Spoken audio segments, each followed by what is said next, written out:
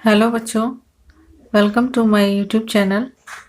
बच्चों, आज हम आपकी जो पाठ्य पुस्तक है क्षितिज भाग 2 10वीं कक्षा की, उसका जो 8वां पाठ है ऋतुराज जी द्वारा रचित कन्यादान, उसके आज हम प्रश्न उत्तर करेंगे। तो आइए शुरू करते हैं। पहला प्रश्न है, आपके विचार से माँ ने ऐसा क्यों कहा कि लड़की होना पर लड़की जैसी दिखाई मत देना? इसका उत्तर है कोमलता, सरलता, दयालुता तथा धैर्य आदि आदि स्त्री जाति के ऐसे गुण हैं जिसके आधार पर घर की बुनियाद टिकी होती है। माँ चाहती है कि उसकी बेटी में यह गुण कभी ना कभी ना छोड़े। इसलिए उसने कहा लड़की होना, किंतु माँ बेटी को लड़की जैसी दिखाई देने से मना करती है, क्योंकि पहला, इन गुणों को उसकी कमजोरी मानकर ससुराल वाले तंग कर सकते हैं।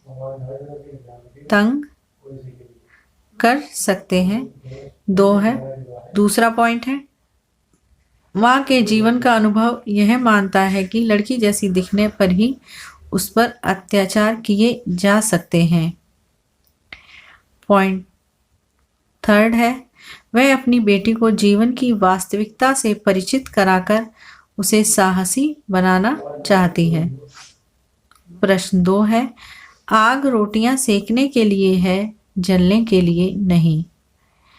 इन पंक्तियों में समाज में स्त्री की किस स्थिति की ओर संकेत किया गया है? और जो खा है वो है, माँ ने बेटी को सचेत करना क्यों जरूरी समझा? सचेत करने से तात्पर्य है सतर्क। इसका उत्तर है, इन पंक्तियों में समाज में स्त्री की स्थिति की ओर संकेत किया गया है, जबकि लड़की को दहेज के लिए जलाकर मार दिया जाता है। आग रोटियां सेकने के लिए होती है, जलने के लिए नहीं। कई बार लड़कियां इतनी पीड़ित दुखी हो जाती हैं कि वह स्वयं को आग लगाकर आत्महत्या तक कर लेती हैं। ये है का पॉइंट। खा का देखिए, आजकल आए दिन इतनी घटनाएं देखने और सुनने को मिलती हैं कि एक लड़की ने आग लगाकर आत्महत्या कर ली या अमुक लड़की को ससुराल वालों ने जलाकर मार डाला। माँ ने बेटी को सचेत करना जरूरी समझा कि वह ऐसी स्थिति होने पर साहस पूर्वक मुकाबला कर सके और कभी भी जीवन से पलायन का मार्ग न अपनाए, अर्थात जीवन से दूर जाने का, मृत्यु का मार्ग न अपनाए। माँ अपनी बेटी का भविष्य सुरक्षित चाहती है, अतः उसे ससुराल में होने वाले अत्याचारों से बचाने के लिए सतर्क या सचेत करना आवश्यक समझती है। अपनी शिक्षा के माध्यम से माँ साया बनकर बेटी के साथ रहना चाहती है। साया से मतलब है परछाई बनकर। प्रश्न 3 है यहाँ पर, पाठिका थी वह धुंधले प्रकाश की। कुछ तुकों और कुछ लयबद्ध पंक्तियों की। इन पंक्तियों को पढ़कर लड़की की जो छवि आपके सामने उभर कर आ रही है उसे शब्दबद्ध कीजिए। उत्तर है, कविता की इन पंक्तियों से लड़की की निम्नलिखित छवि उभर कर सामने आती है। पॉइंट 1 है, वह आदर्शवादी है, जीवन की सच्चाई से अनजान है। वह अभी कम उम्र की जिंदगी को पढ़ने वाली छात्रा ही है। पॉइंट 3, वह अपने भावी जीवन की कल्पनाओं में खोई हुई है तथा वास्तविकता से परिचित है।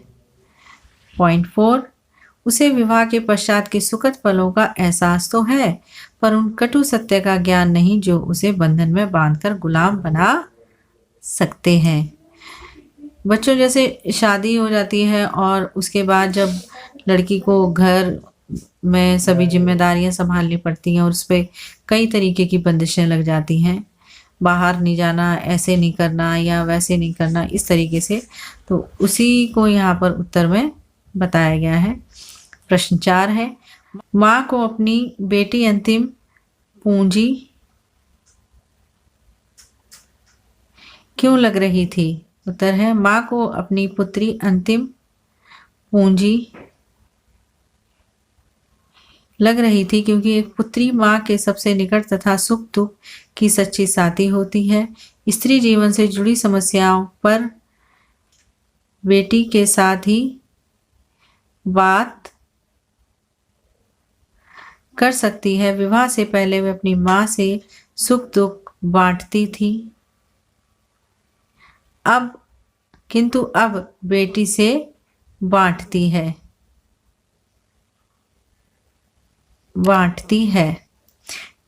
अतः बेटी का जाना माँ के लिए अंतिम पूंजी है। माँ जन्म से लेकर जब तक उसका विवाह होता है, बेटी का कन्यादान करती है, तब तक उसकी देखभाल करती है और उसको प्यार से दुलार से पालती है। वही उसकी सब कुछ पूंजी होती है। और जब उसका वह कन्यादान करती है तो उस समय उसको यही एहसास होता है कि मेरे जीवन की पूरी जो पूंजी थी, अब तक का जो धन था, वह अब दान में जा रहा है, जिस पर आज के बाद उसका कोई अधिकार नहीं है। प्रश्न 5 है, माँ ने बेटी को क्या क्या सीख दी, क्या क्या शिक्षा दी? उत्तर, माँ ने बेटी को निम्नलिखित सीख दी। आदर्शवादी बहु, पत्नी, माँ तथा नारी के स्थान पर यथार्थवादी बने। अपने रूप सौंदर्य पर कभी घमंड ना करे। नंबर 3, रोटियां सेकने के लिए है, जलने के लिए नहीं। वस्त्र और आभूषण केवल शब्दों के भ्रम हैं, इनके भुलावे में ना आए, वह उन्हें अपने जीवन का बंधन ना बनाए। उसमें लड़कियों के सभी गुण होने चाहिए, लेकिन वह कायर और शारीरिक रूप से कमजोर ना बने, अर्थात वो अबला नारी बनकर के ना रह जाए, एक कमजोर नारी बन के ना रह जाए कि उस पर अत्याचार होते रहें और वो हमेशा यही सोचती रहे कि वो नारी है और लड़की है, तो उसमें ये मन में ना आ जाए कि वो कमजोर है। इसलिए माँ कहती है कि तुम्हें कमजोर नहीं बनना है। पॉइंट 4, ये 5 है।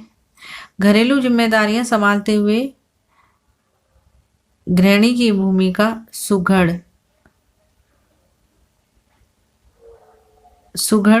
गृहिणी की भूमिका निभाई, किंतु अपनी सुरक्षा पर आंच ना आने दे। कहने का मतलब है कि अपनी भूमिका को पूरे तरीके से निभाए, अच्छी तरीके से पूरी जिम्मेदारी के साथ निभाए, लेकिन अपने ऊपर कभी आंच ना आने दे। निभाए,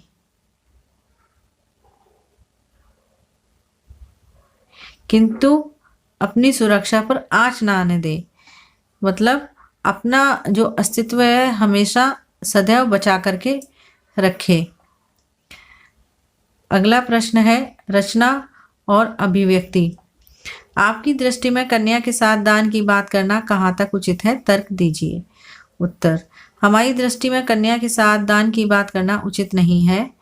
वर्तमान समय में जब हम लड़का लड़की में कोई अंतर नहीं समझते, हम लड़की को भी वह सब सुविधाएं देते हैं जो लड़कों को दी जाती हैं, तो कन्या को दान करने जैसी बात का कोई अर्थ नहीं है। आज सभी माता पिता कन्या के सुंदर भविष्य की कामना करते हैं, इसलिए वे उसे इस काबिल बना देते हैं कि उसका अपना स्वतंत्र अस्तित्व हो। तो बच्चों, ये थे आपके प्रश्न उत्तर पाठ कन्यादान के। तो आशा करती हूँ आपको अच्छे से समझ में आए होंगे। Thank you.